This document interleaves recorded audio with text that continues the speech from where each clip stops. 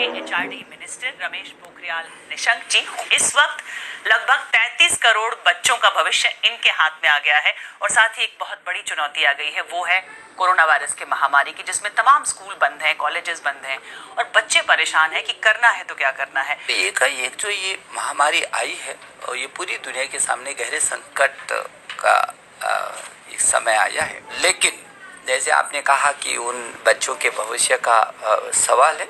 हम लोगों ने, जैसे हमारे देश के प्रधानमंत्री नरेंद्र मोदी जी बार बार कहते हैं कि यदि बड़ी चुनौती हो और उस बड़ी चुनौती का डट कर के मुकाबला हो तो वही चुनौती अवसरों में भी तब्दील होती है। और हमारी शिक्षा मंत्रालय ने इसकी कोशिश की कि हम उन बच्चों को एक साथ जो घरों पर हैं उनको हम ऑनलाइन शिक्षा दे सकें। और मुझे इस बात की खुशी है कि हम लोगों ने बच्चों को निराश नहीं होने दिया, अभिभावकों को परेशान नहीं होने दिया और पूरा देश एक साथ हम ऑनलाइन पर लाए हैं।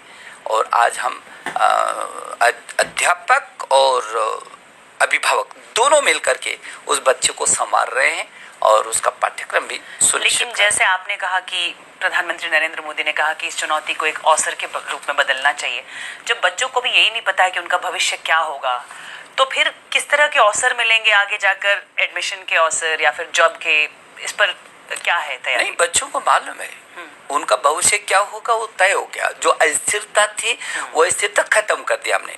अस्थिरता थी अभिभावकों के मन में, पता नहीं क्या होता है, घर पर पढ़े, बच्चों के मन में भी थी कि अब क्या होगा, लेकिन उस अस्थिरता को तो हमने खत्म कर दिया। हमने कहा जो छूटे हुए पेपर हैं वो समय पर होंगे। सीबीएसई के जो पेपर हैं उसकी तिथियां निश्चित की हैं कि इस 1 जुलाई से 15 जुलाई तक वो पेपर होंगे। हमने कहा कि जो नीट है, जेईई है, मेंस और मेन के अलावा जो जेईई एडवांस है, इन सब की तिथियों को भी हमने निश्चित किया। आपने एक बहुत बड़ी तैयारी कर ली है जुलाई के महीने में कि जेईई भी होगा, नीट भी होगा, सीबीएसई की परीक्षा भी होगी। क्या बहुत बड़ा टास्क नहीं है सोशल डिस्टेंसिंग के इस दौर में? कैसे करेंगे उतने सारे क्लासरूम का अरेंजमेंट, या कैसे इतने बड़ी तादाद में स्टूडेंट्स एक साथ परीक्षा देंगे? देखिए, हमारे सीबीएसई बोर्ड के लगभग 71 प्रश्न पत्र तो हो गए थे। तो लगभग 1.5 करोड़ से भी अधिक उत्तर पुस्तिकाएं जांचने के लिए हैं। अब जो 29 विषय रह गए हैं, जो प्रश्न पत्र, केवल हमें उनका ही करना है। और उसके लिए भी हमने ये तय किया है कि उनको एक जगह से दूसरी जगह जाने की ज़रूरत नहीं है। वैसे तो सीबीएसई के हमारे लगभग 5000 से भी अधिक परीक्षा के केंद्र थे, लेकिन उनको अब हमने उन केंद्रों पर नहीं जाएंगे बच्चे, अब जाएंगे बच्चे तो अपने ही स्कूल में उनकी परीक्षा होगी। बच्चों के ऊपर बहुत बड़ा दबाव है, अभी परीक्षाओं की तैयारी कर रहे हैं, वो पढ़ाई कर रहे हैं। जब वो परीक्षा देने जाएंगे तो परफॉर्मेंस का उनके ऊपर प्रेशर रहेगा, उसके बाद उनके ऊपर सोशल डिस्टेंसिंग बरकरार रखने का डर होगा, संक्रमण से बचने का डर होगा, और कुल मिलाकर ये बहुत ज़्यादा उनके लिए मानसिक तौर पर भारी होगा। जो लिखने पढ़ने वाले बच्चे हैं उनको लगता है परीक्षा ज़रूर होनी चाहिए, क्योंकि उनको तैयारी होती है तो उनके नंबर जो मेरिट बनती है तो वो उसमें है, उनका दबाव है कि परीक्षा ज़रूर होनी चाहिए। और इसीलिए ये सारी सुविधाएं उनके लिए दे रहे हैं। मुझे भरोसा है कि मेरा बच्चा बिल्कुल तनाव में नहीं है, मस्ती के साथ वो एग्ज़ाम देगा। और फिर इस बीच उसको वक्त मिला है और फिर हमने ऑनलाइन उसको सारी सुविधाएं देने की कोशिश की, जिस सीमा तक भी हम कर सकते थे। लेकिन उस ग्रेट डिजिटल डिवाइड का क्या, जो इंडिया में है आज भी 23-24% लोगों के ही घरों में इंटरनेट है, और गाँव में कई बच्चे तो मोबाइल फ़ोन पर ही डिपेंडेंट हैं, उनके पास डेस्कटॉप भी नहीं होता है कि वो पढ़ाई करें। तो ऐसे में आपको क्या लग रहा है कि सबको शिक्षा मिल रही है ऑनलाइन पूरी? देखिए, अचानक ये जो परिस्थिति आई ये किसी को भी पता नहीं था, और उसको कुछ नहीं मिलने से कुछ मिल रहा है, बल्कि कुछ से और आगे मिल रहा है।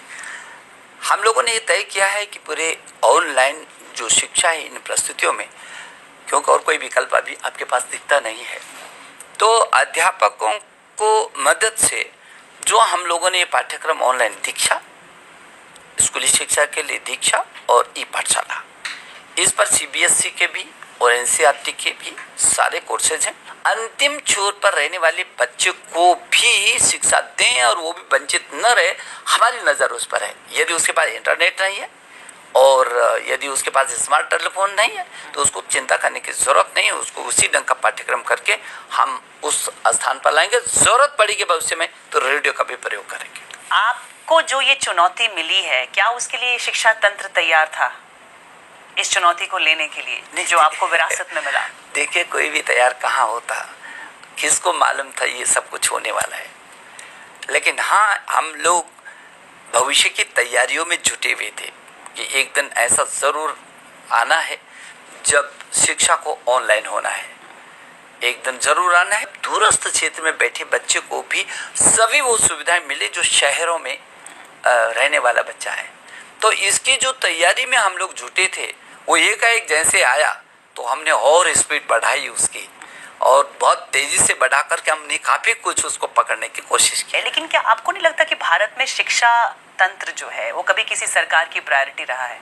क्योंकि अगर रहता तो इसके लिए बजट ज़्यादा एलोकेट होता, कैटेगरी सी में नहीं रखा जाता इसको। ऐसा क्यों हुआ? ऐसा नहीं है। हमने ज्ञान जब बाहर की फैकल्टी को हम यहाँ लाएंगे, लेकिन अब ज्ञान प्लस क्या हमारी फैकल्टी भी बाहर जाएंगी। हमारे प्रधानमंत्री जी ने कहा कि बाहर का नौजवान छात्र हिंदुस्तान में पढ़ने के लिए आना चाहिए और हिंदुस्तान का अध्यापक टीचर दुनिया को पढ़ाने के लिए जाना चाहिए। जिस तरह से 7.5 लाख के करीब छात्र बाहर जाते हैं हर बार, कंफ्यूजन की घड़ी है कि वो ये सोच रहे हैं कि उनका क्या होगा, उनके भविष्य का, और आपने कहा कि उनको यहीं पर पढ़ने का मौका दिया जाएगा। क्या इसके लिए इंफ्रास्ट्रक्चर तैयार है भारत में? देखिए, मैं उन छात्रों से और उनके अभिभावकों से, दोनों से मैं अपील करूंगा कि उनको बाहर जाने की ज़रूरत नहीं है। यदि आप ये समीक्षा करेंगे कि हमारा शिक्षा का स्तर क्या है, तो मैं एक उदाहरण देता हूँ आपको। हमारे शिक्षा का स्तर ये है कि दुनिया की शीर्ष जो कंपनियां हैं, उन शीर्ष कंपनियों के सीईओ जितने भी लगभग अधिकांश प्रतिशत वो हिंदुस्तान से पढ़ करके गया नौजवान है। तो हमारा स्तर कहाँ है?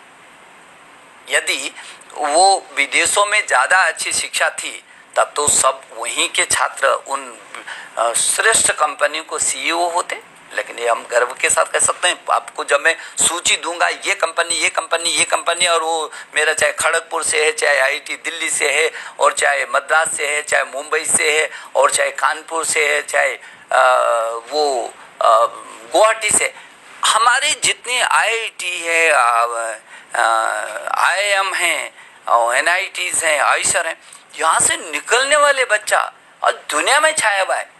हमारा स्तर, हमारा एनआईटी है, हमारा आईआईएम है। आप सोचिए 125 करोड़ की आबादी है, आप 33 करोड़ बच्चे हैं, क्या उनके लिए उतने संस्थान हैं? बहुत संस्थान है और बढ़ाएंगे हम इनको। प्राइवेट स्कूल फीस ना लें, क्योंकि शिकायतें आई हैं कि फीस अभी भी उतनी ही ली जा रही है। हम जब शिक्षा दे रहे हैं, जब सब जगह बेसिक स्कूल हैं